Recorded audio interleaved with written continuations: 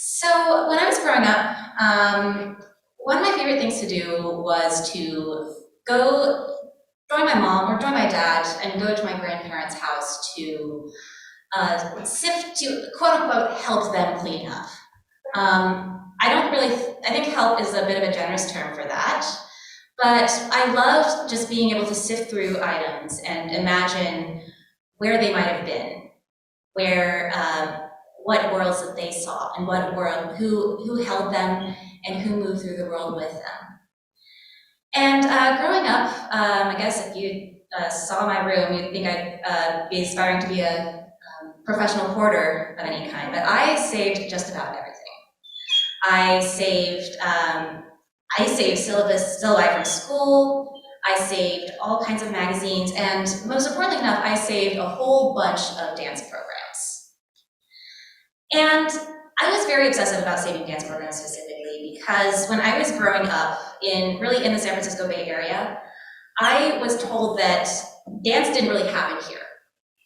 And maybe this was consequential of being an hour outside of where things might have been happening in San Francisco, but I was told that the history of this forum really was seen through a New York lens. And this was something that was internalized when I continued to go to college and learn dance history and really learn about the important figures who shaped New York dance, but not really anything outside of that. And as I got into the screen dance world, I became much more interested in the history of it, and specifically was interested in just how fragmented that history was. There were events that were saved and preserved, but there were also very conspicuous gaps in that. And so, being curious and apparently having more time than I do right now, I went to the Museum of Performance and Design in San Francisco and found a brochure for a San Francisco Dance Film Festival. Now, I thought I knew everything about dance film. I worked for the San Francisco Dance Film Festival, and there in the same folder was a program dated 1976. And I looked through this program, and I looked through the programs of the subsequent editions, and I saw that what this festival was presenting was an incredible breadth. The more I learned about this event, and the more I learned about its founder, the more I was struck at the breadth of its offerings.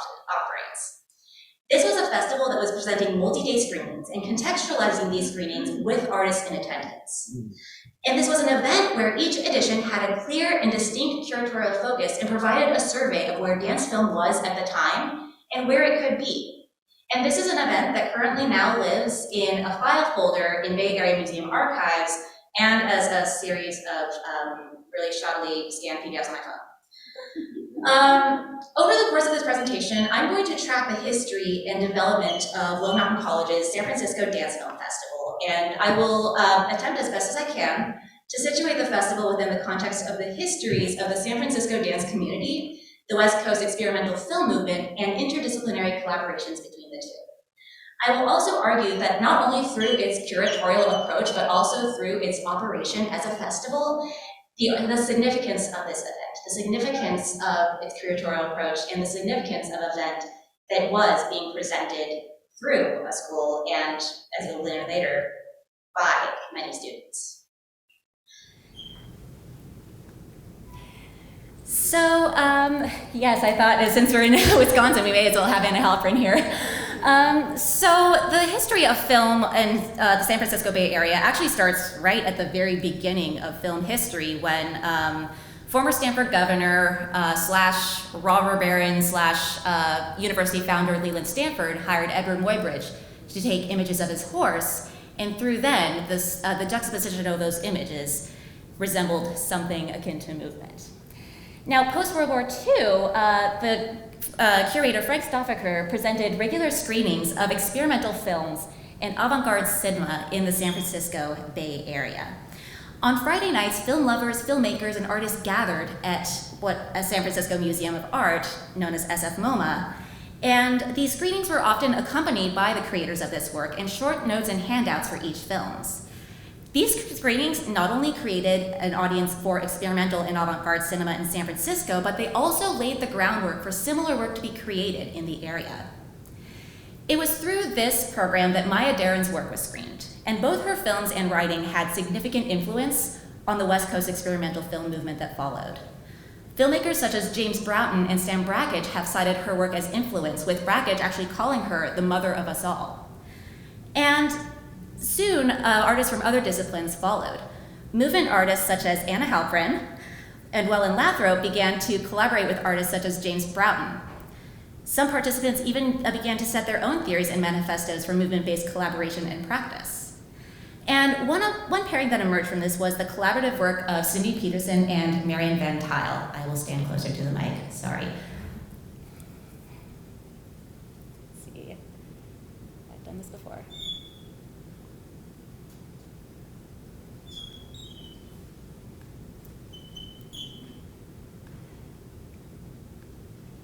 So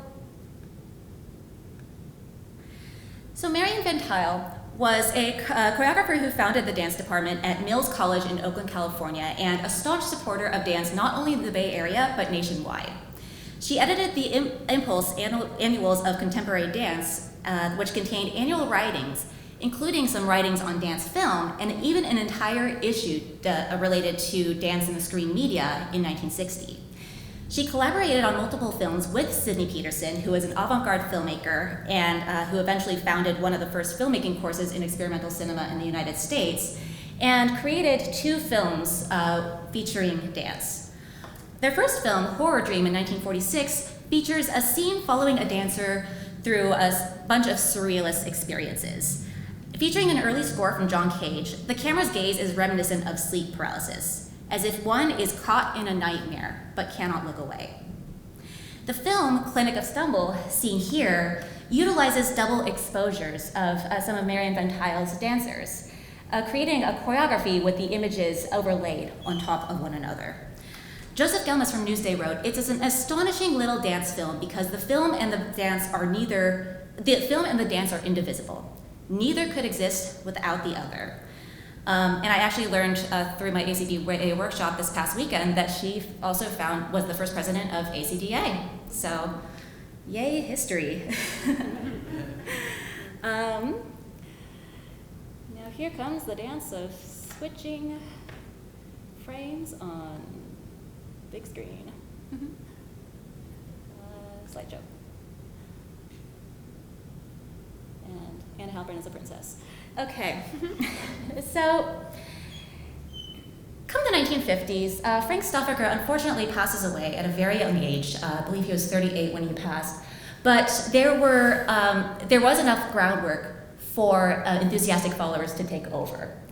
Now, thanks to the collaborative team of Roger Faragallo and Jay Marks, they continued Frank's legacy of not only providing curated screenings, including specific screenings based on dance films, but they also collaborated on both video and light mediated performances.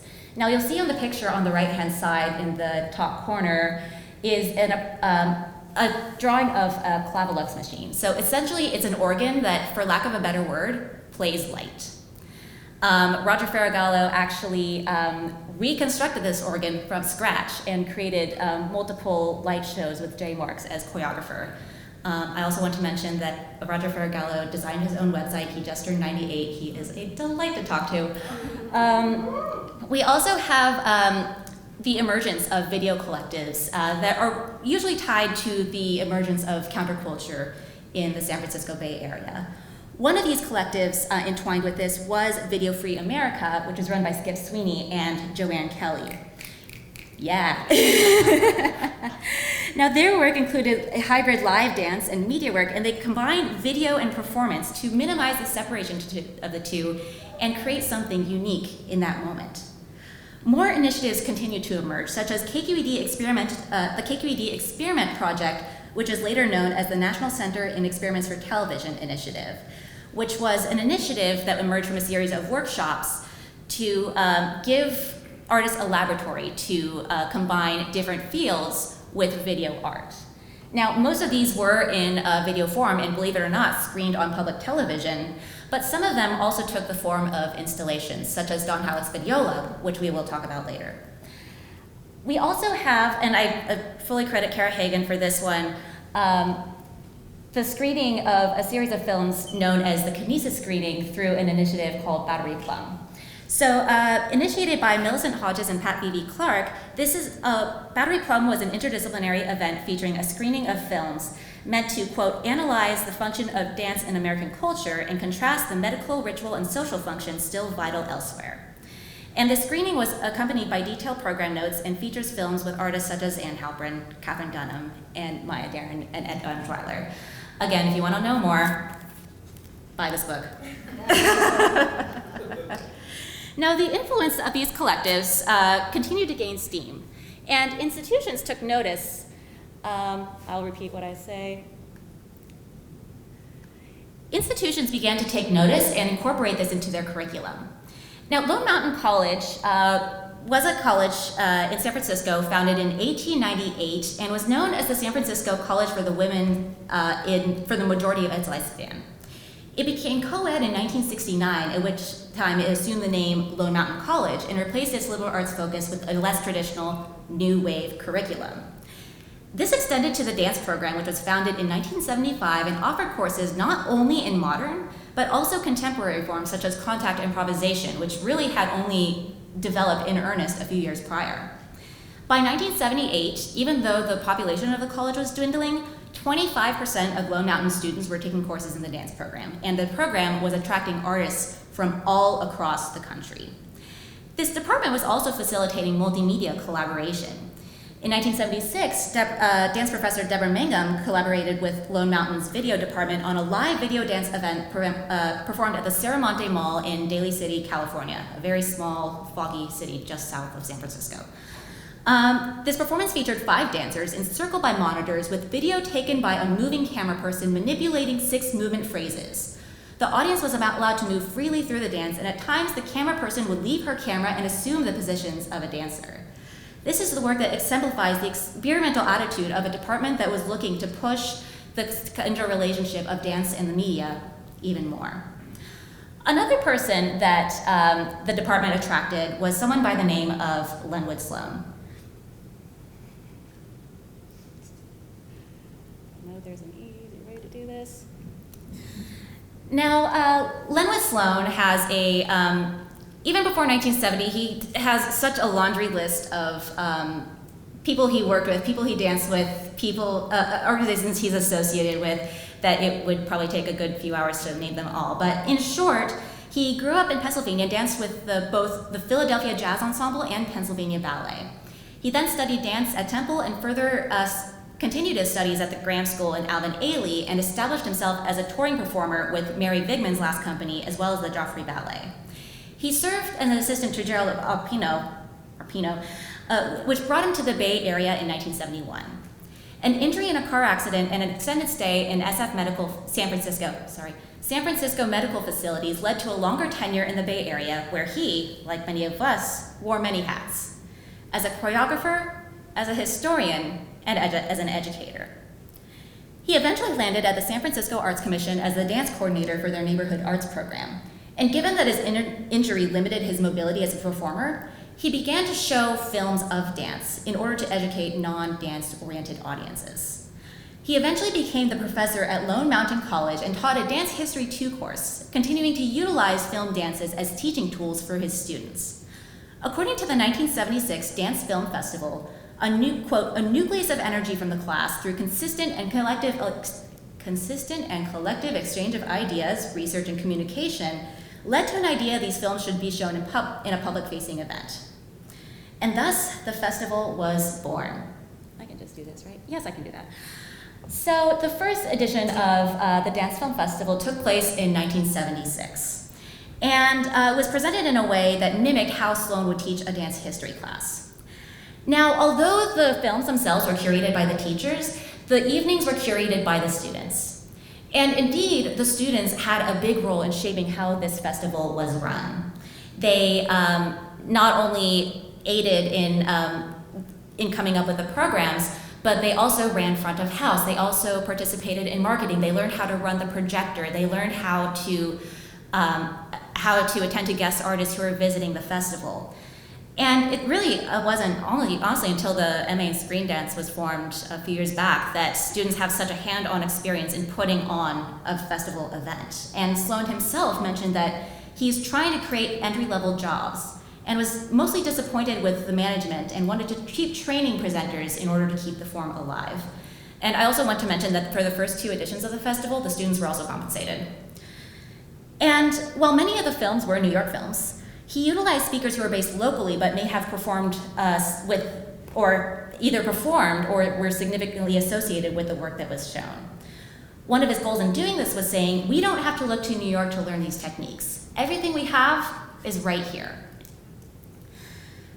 Now, the films themselves were mostly performance capture type films, featuring the full body or continuously cut captures, but notable exceptions are films shown in the Ritual program. I will blow this up later. Particularly Dream of the Wild Horses, which features a series of slow motion images of wild horses running through not only water but fire. I have no idea how ethical that was. But Sloan mentioned we showed these crowds and these groups running around a field to talk to our audience about Kinesphere. So we tried to introduce these shorts to introduce ideas of the choreographers working with Everett Shape, the choreographers working with Kinesphere, this choreographers working with music visualization. So utilizing the films to teach maybe a layman audience how some of the building blocks and what to consider when watching choreography. Upon the success of the first festival, the event was repeated for a second edition, featuring 4 evenings of tributes to 4 artists that Sloan considered to be significant in dance at the time: Katherine Dunham, Robert Joffrey, Alvin Ailey, and Alvin Nicolai. Sloan's initiative behind the event was as follows. Quote, I tricked my icons into coming into San Francisco, bringing their personal film collection and allowing me to interview them on stage. In other words, he presented in-depth evenings, presenting some of his idols in dance, and did not have to pay for the licensing of films. Though this might be dubiously ethical, the structure of the evenings continued to allow an audience to learn about these performers from multiple angles. Video interviews with the likes of Katherine Dunham and live in-person interviews with former members of these companies further offered multiple dimensions through which to view these choreographers and their works. Now we are okay on time, but I do want to skip ahead to the third festival. Now, the third festival was a significant departure from the first 2. Before the second festival had even been staged, Sloan had a deal in place with the San Francisco Museum of Art, which presented the Art and Cinema series, to host the 3rd iteration of the event on the premises of the museum. This event was one of the first comprehensive surveys of Bay Area dance film and other intermedia collaboration. And curatorially, since it was in tandem with SF MoMA curatorial teams, it was also significantly different than the others and was leaning more towards interdisciplinary work. The event actually opened with an evening devoted to Marion Bentile, whose film collaboration with Clinic of Stumble with Sidney Peterson we saw earlier today. And it opened with filmic captures of her choreography as well as her film collaborations, and closed with commentary from Bentile herself. More programs are screened featuring dances specifically created with the camera, both historical dances from the late 19th century, as well as more, quote, contemporary dances, such as Welland Lathrop's Triptych from 1950, as well as capture of Anna Halpin's Parades and Changes from 1965, filmed by Arna Arbonson, which I just discovered is screening downstairs. I've been trying to find that one for a long time. However, one of the standout events and the program I include here was the Metakinesis Preserve, which was a departure from traditional film screenings and focused more on filmic installations. Now, this is one of the earliest programs where I actually see the term video dance, and not only that, just a term defining video dance as a new frontier for the choreographer and technician. Not the most descriptive definition, but you make do with what you make do with. So So this event featured a variety of presentations such as Don Halleck's Videola, which was produced through the National Center for Experiments in Television through KQED, which I also mentioned earlier. Now, through this, a select audience members could actually look at a light show that essentially through this wooden cone and see the light that was being projected from a variety of television screens. I think I probably need another 15 minutes to explain how this works exactly. And these images are more, you actually can't capture images from that. These images that you see on the bottom here are more approximations of what kinds of images you would have seen had you been looking through that wooden cone. Additionally, the event also had interactive live video relays with festival participants, including thermography by Richard Lowenberg, where audiences could actually walk and interact with their own infrared image and play with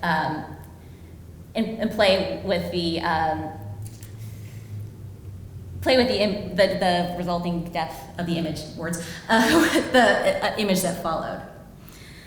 Now, this festival, the 1978 festival, can be seen as an attempt to survey the breadth of screen dance and other dance media collaborations of the San Francisco Bay Area. And the final pages of the program that indicated that there was a planned fourth edition. However, that fourth edition never happened. Arts organizations of any kind operate on tenuous grounds, and screen dance festivals are little exception. Les Peyri notes in his article, Life and Death of the Screen Dance Festival, that festivals are tied so closely to the lives of founders, directors, and staff that even slight changes to job situations and sociopolitical events can have an effect on the operation of the festival. Believe me, I know. There are also other factors that led to its dissolution. And one of the major ones was the acquisition of Lone Mountain College by the University of San Francisco. So in 1978, Lone Mountain College was acquired by the University of San Francisco, and its facilities were moved into the athletics program. Now, according to Lenwood Sloan's observations, the Jesuit Catholic institution was not wholly approving of the activities of the dance department and thus did little to preserve the growth of it that happened until that point. Additionally, a changing arts ecosystem in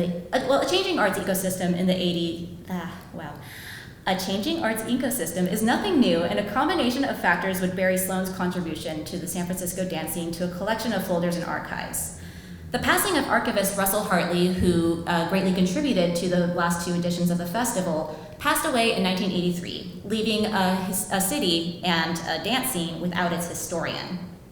This was also further complicated by the decimation of the San Francisco arts community by way of AIDS and the subsequent rise of technological industries paired with this accompanying high costs of living. That meant that the days of free-spirited creation and collaboration were over. Well, not entirely over, but it's a lot harder now. Now, that's obviously not the end of dance in the Bay Area, and that's not the end of dance film or dance and technological collaboration in the Bay Area, but the story of this festival is one I believe that should be told. Not only in terms of its curation, but also in terms of the forces that both created and ended. And understandably, I mean, totally understandably so, festivals do face a lot of criticism for methods of curation that sometimes box films into a specific type, but festivals themselves are also reflective of the time that they lived in, and they were also reflective of, they're also artifacts of a history that deserve to be remembered and deserve to be looked back on. And I believe it was Kara said a few days ago, it's so easy to tear things down, and we see that fate of Lone Mountain really now being echoed again with Mills College, the school that Marion Van Tuyl taught at and now has been acquired by Northeastern University. So there's a lot of dance history that's going to be folded into a huge institution, and who knows what they're going to do with it. But it really is upon everyone to keep this history alive and really keep this history visible. And again, Kara Hagan has done an incredible job has put an incredible amount of labor into making so many of these histories visible. And again, I can't recommend this book enough as a good starting point. And I also recommend that we keep adding to this book. We keep adding the histories that we might not even know yet. We keep digging through those archives. So I will see to it that each piece of this festival is kept, these notes, these slides, in printout form. I will see to it, and I hope that you do too, that they continue to be seen. Thank you.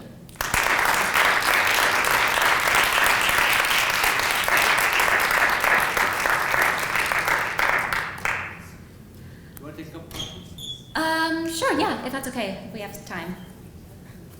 We have a break at 2, I think, so we have some slot time still Okay. for today. Other questions? Oh, What's your current perspective on the whole East Coast, West Coast, and where New York stands now, and how there's many centers for screen dance? Well, I actually think that, so Jen asked where I stand right now on the whole East Coast, West Coast, and where they stand in terms of screen dance. And honestly, I'm still kind of working that out, especially post-pandemic, when it seems that so many people left those city centers and now are creating independently from where they've ended up and where they've situated themselves.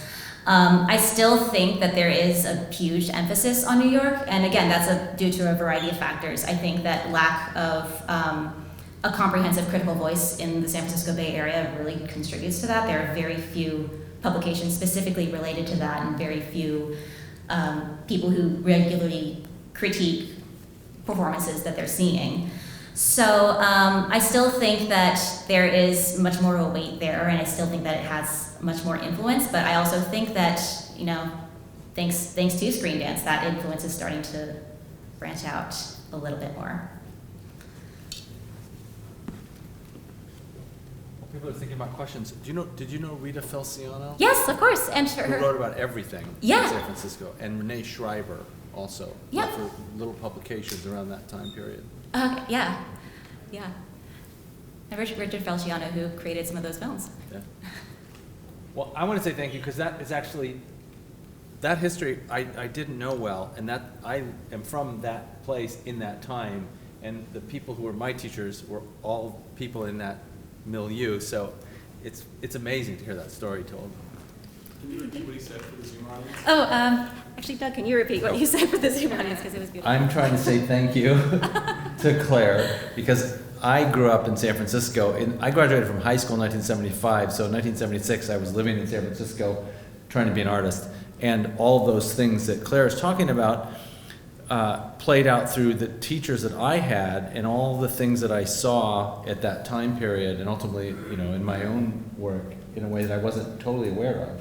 So thank you. The Anna Halpern piece, James Broughton, Yep. That whole West Coast history is really underserved historically. Mm-hmm. The one thing I have to just say also, which I would love to work with you on, Yep. is that in that time period, in the 60s, there was a whole cadre of people making light shows, inventing light shows for rock and roll. So if anybody ever went to a Grateful Dead show, you saw these guys doing this thing.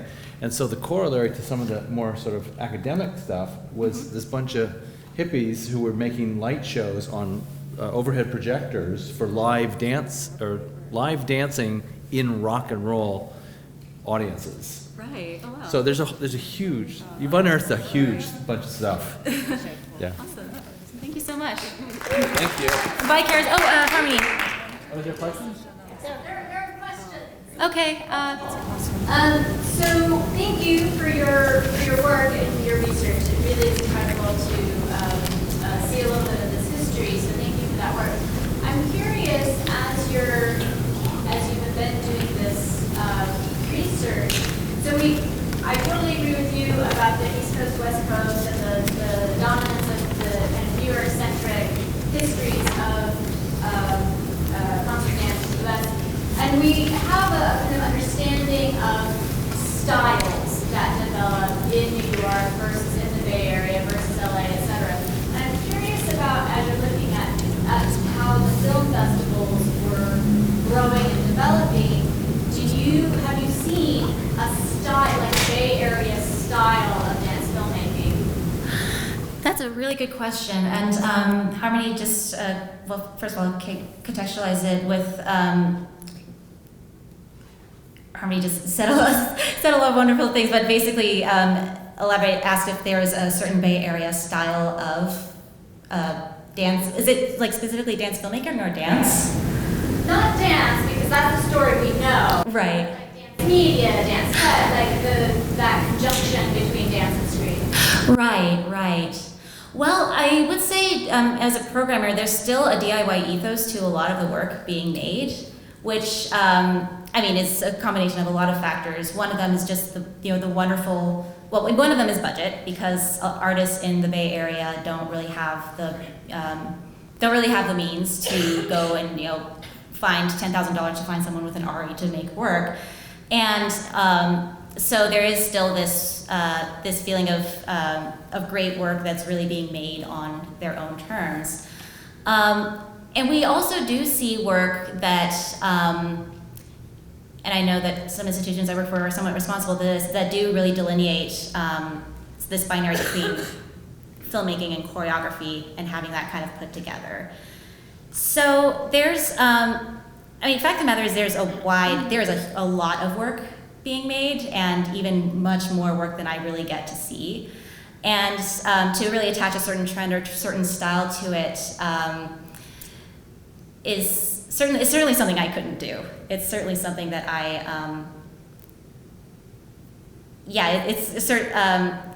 but the sheer amount that's being made, and even with such low budgets, is it's heartening to see. Sorry, I so inarticulately answered that. Can I just suggest that it's the legacy of a bohemian, a real true footprint of bohemian lifestyle coming out of the 50s into the 60s. Oh, absolutely. A bohemian lifestyle, and also when it comes to the San Francisco dance scene, really a willingness to dive into intermedia collaboration. At least from what I've read or what I've seen from a lot of dancers who moved out, specifically those who moved in the 60s and 70s, were that New York is very categorical as far as here is the dance sector, here's the theater sector, and there's very little interrelation between the two.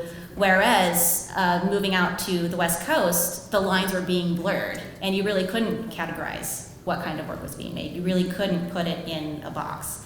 And sometimes I know it's mentioned that lack of clarity can sometimes do a disservice to a form, but also that ferocity really allows for so much more kinds of work to be made. Yes. Thank you for this work. It is so exciting. I can't tell you how thrilled I am as a fellow historian. I didn't know anything about this stuff. I'm also from California, and it just blows my mind. So thank you. To that end, my question is, tell me about your archival journey for this. Which archives is this stuff in? Where did you find them? How did you get there? Especially since, as you said, you work in these spaces, and many people seem not to have known about them. So yeah. Right. I first went to the Museum of Performance and Design because I had heard that they had a significant work of dance on film. I was still very unsure about what this whole screen dance hybrid collaboration exactly was, but I began to research, and I actually decided to research the festival I just started to work for at the time, San Francisco Dance Film Festival. And literally in that same file folder were the original 76 Dance Film Festival materials in the same one. I think just misfiled, but at the same time, it was pure accident that I stumbled across this. And I've really only found work in two separate archives in the San Francisco Bay Area, just Museum of Performance and Design and SF MoMA's. Bay Area Pacific Film Archive doesn't have a record of it. Lone Mountain doesn't have a record of it, USF rather does not have has a record of it. So it really does exist in these two places, as well as in the collections of those who were there, including Mr. Lenny Sloan, who, as I mentioned, graciously gave his time last week to do an interview. I'm really grateful for him, and especially coming from someone who is very much a historian himself and really is interested in preservation. I owe this presentation to him.